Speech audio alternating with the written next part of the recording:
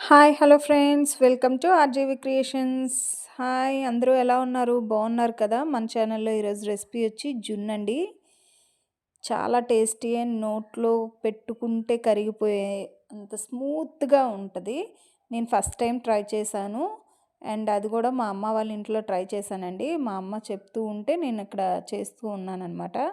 ఎందుకంటే నాకు జున్ను చేయడం రాదు. నేను ఫస్ట్ టైం ట్రై చేశాను. బట్ వచ్చింది.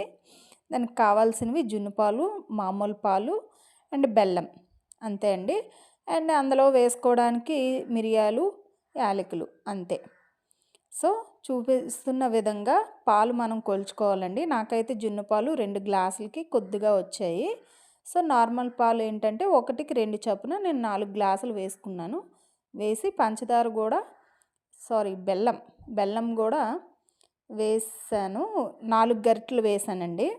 4 గరిటెలు వేసి బెల్లం కరిగేంతలాగా మనం కలుపుకొని దాన్ని వడబోసుకోవాలి. వడబోసుకున్న తర్వాత మిరియాలు, యాలకులు, కొంచెం పంచదార వేసి నేను మిక్సీ పట్టుకున్నాను.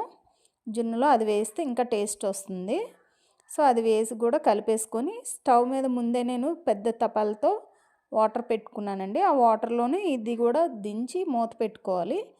మూత పెట్టుకొని ఒక హాఫ్ అన్ అవర్ ఉన్న తర్వాత జున్ను అనేది రెడీ అయిపోద్దండి. మనకి అది రెడీ అయిందా లేదా అని ఎలా తెలుస్తుందంటే, మనం ఒక స్పూన్ పెట్టి మనం మిడిల్‌లో ఇలాగ గుచ్చి తీసినట్టయితే అది మనకి స్పూన్‌కి అంటుకోకుండా వస్తే మనకి అది రెడీ అయిపోయినట్టేనండి.